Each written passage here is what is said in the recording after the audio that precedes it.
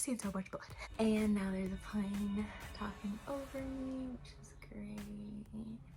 Hi everyone, welcome back to my channel. I just want to put a disclaimer in big letters that this was my experience being a NICU nurse. This is not everyone's experience being a NICU nurse. It's just me, what I did, what I went through. I just want to put the disclaimer. This is my experience, and that's it. I applied to the hospital that I worked at as a new grad, and the hospital that I worked at does take new grads, so that's kind of how I got in there. Did an interview, got called, yada yada yada. It was pretty quick, pretty painless. The hospital has a residency program for a year. Through that residency program, you meet other new graduate students and kind of discuss the challenges of leaving school and becoming a nurse for the first time. There is a lot to learn about NICU. There's so many diseases, so many processes. Their bodies handle things differently. It was a lot to learn. I believe my precepting was about 3 or 4 months long. I started in September and I was on my own for the holidays in December. Not only was I precepting, but we also had NICU core courses, which you also take in addition to your regular precepting 3 times a week with your preceptor. There's other things you can go on to learn. You can get your RNC, or you can get your neonatal ICU certification. So there's 2 different kinds. You can also get a breastfeeding certification, and those kind of all just help your ladder. The ladder is kind of how you get bonuses or increased pay. We were a level 3, pretty much a level 4 NICU. We did do ECMO, which is another specialty you can learn. You can also be on the transport team. We were a very large hospital in central Orlando, so we went on transport a lot. I did not go on transport. We would get them from all over, and they were just cases that couldn't handle what was happening to these babies. So there was a lot of different training aspects that you can advance practice yourself, because once you were a transport nurse, you could put in central lines and different things that you would have to do out on the field because it was only you. There was a lot to learn. It was completely different than nursing school in that it was babies, so my heart rates, my baselines, everything was different than what I had just learned. The way to care for them is different as well, a different learning curve. So I never actually went to adults. I did not do adults at all. I've only done babies. I love babies. Probably will never do adults if I ever did full bedside nursing again. Obviously I probably won't because I'll be a CRNA, but if something happened and I was a bedside nurse again, definitely sticking to the babies. I love them. So I worked there for 3 years and I absolutely loved it. I made a ton of friends that are like family and I still talk to, and they are great. I love you all. We were really a very strong familial unit, whatever that word is. We always helped each other out.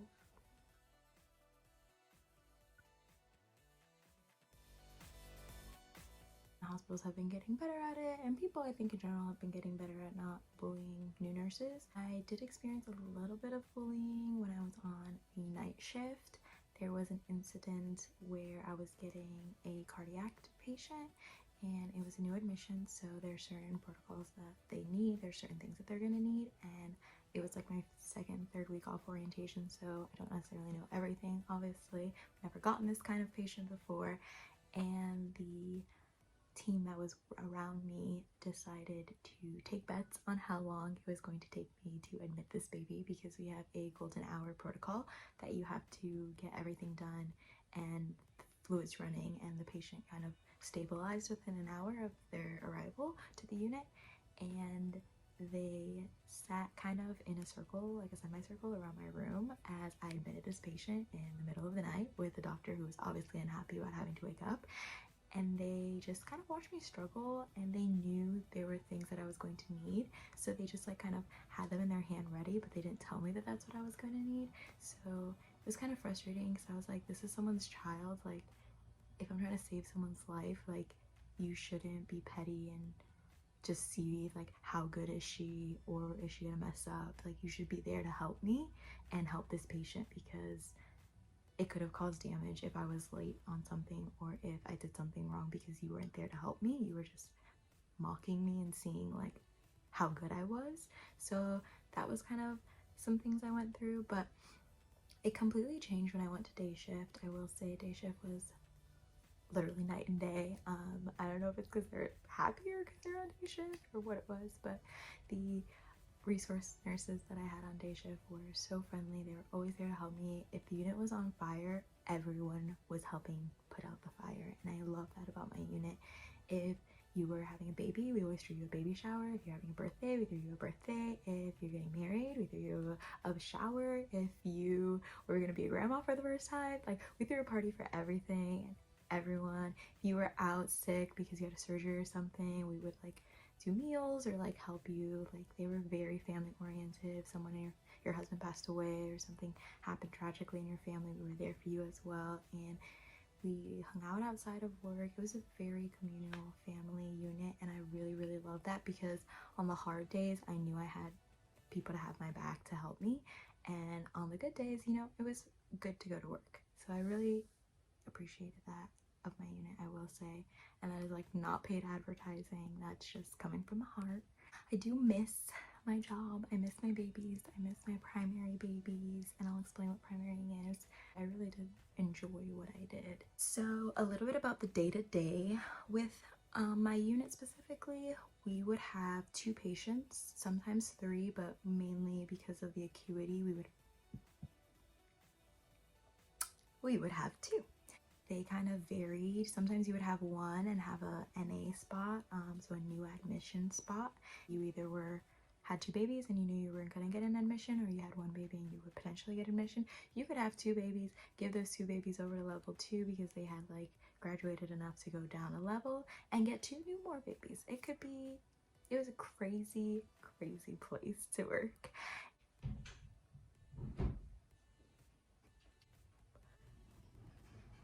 Okay, the process of the day was to get your report on your patients and kind of look them up in the chart. Then you would start your day. We had 12-hour days. We were in a hospital. I feel like that's pretty normal. Your babies got fed every 3 hours unless they were on IV fluids, and then they got IV checks hourly.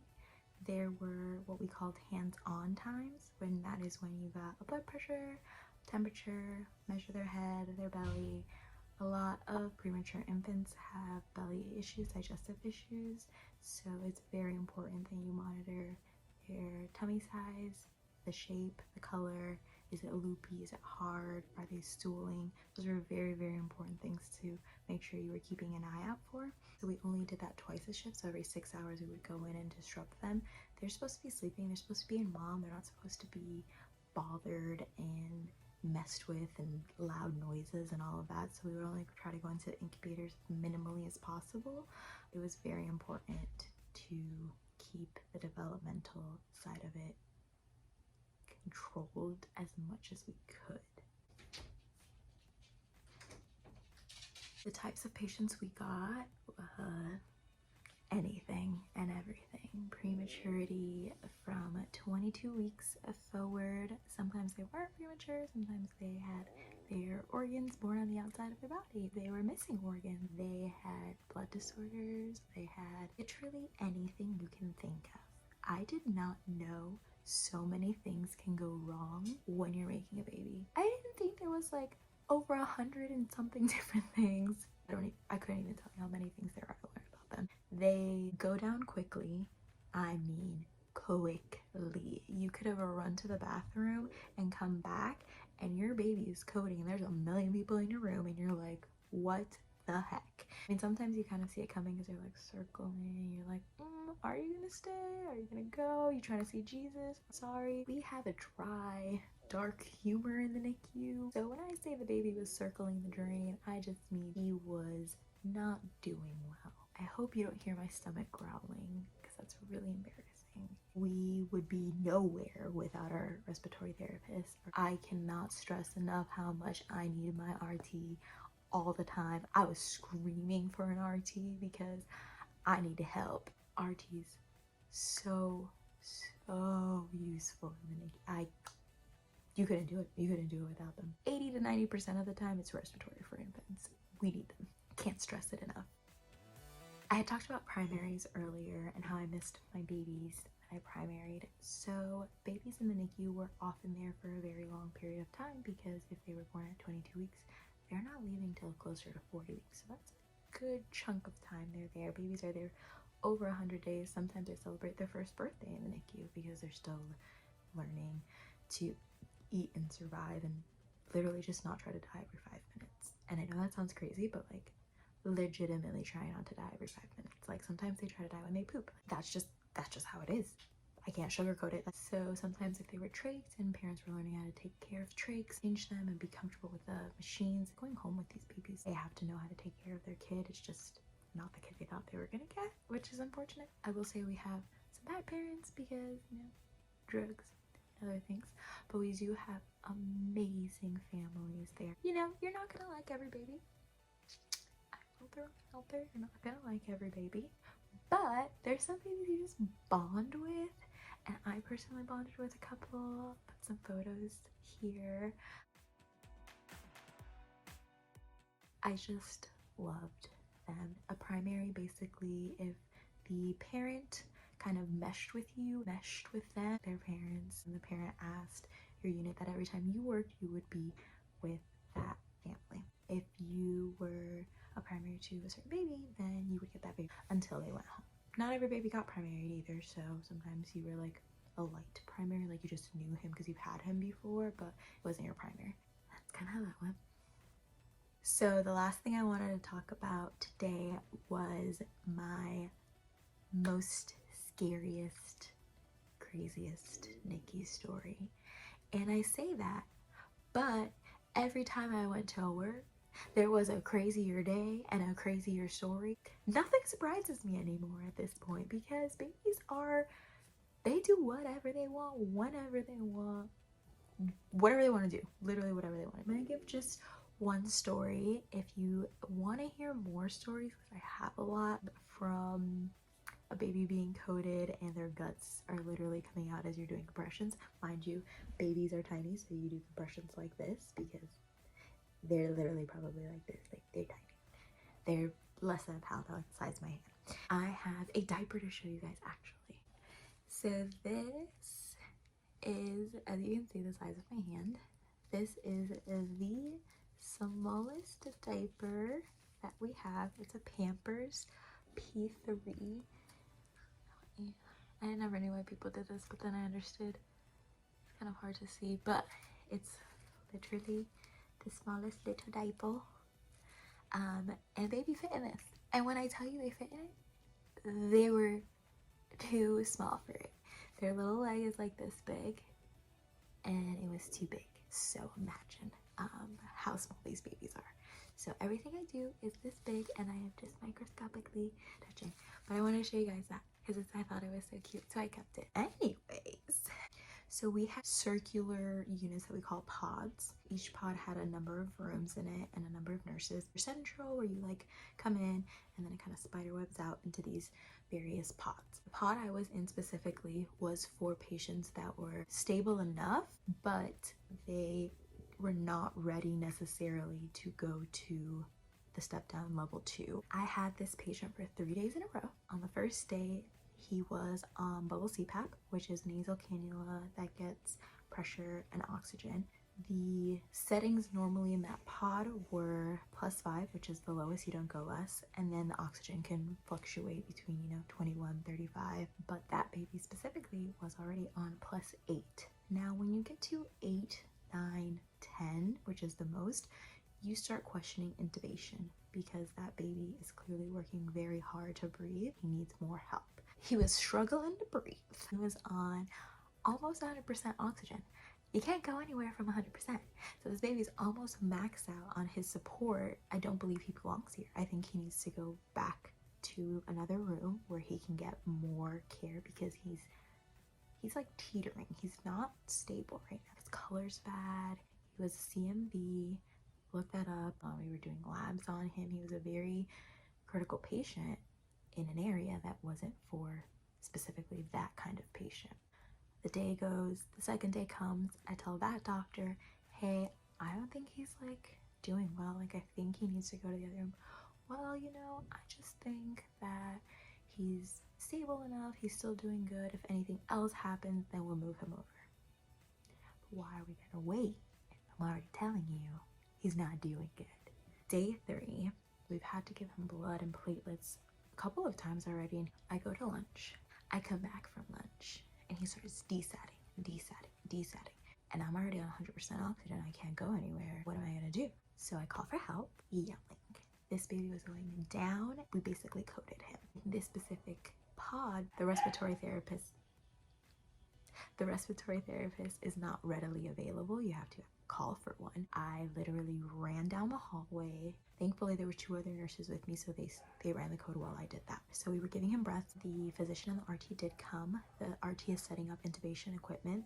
The physician is getting ready to intubate. Now they have a tube that goes down into their stomach, and that's how we feed them.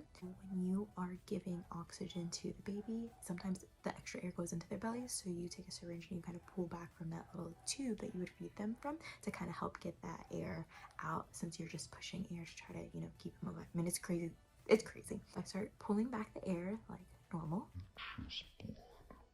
Blood, red, thick, dark, fresh blood. And I'm like, what is happening? So I look at the physician and I'm like, do you want me to keep pulling? Because all I'm getting is blood. This is just blood. He's like, yeah, just keep going. I look up at the patient because I'm just busy doing my thing. He's bleeding out of his nose, out of his ears, out of his mouth. He's bleeding so much that the physician can't see to intubate. So the RT is suctioning his mouth. Doctor is trying to intubate. I'm just pulling back more blood. I've never seen so much blood.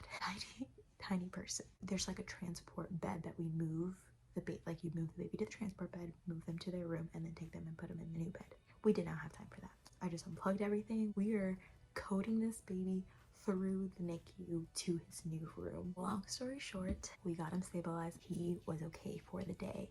It was crazy. Sure, you want to know what happened to the baby? He had a bleeding disorder, clot disorder. It's very, very rare. I've only seen it twice in our NICU, and he was not gonna get better. He was not breathing on his own anymore. A really bad quality of life. The parents and the physicians and everyone talked, and the decision was made to pull the plug on the baby, which there comes a point where you know if the baby's gonna turn or not. And I mean, some babies have been to the point of death where you're like, this baby's going to probably die today. 4 months later, he goes home. So babies know when babies are gonna give up. They're resilient, they fight, and sometimes you have to give them a chance and let them prove you wrong. But this unfortunately was not going to be the case, just with the comorbidities and everything that he was going to have. So he did pass away. Today, we saved. So I take some credit. Like I said, if you guys want to know more stories about the NICU, let me know. I'll do another one. Just some stories. So that's it for this week. See you on the next one.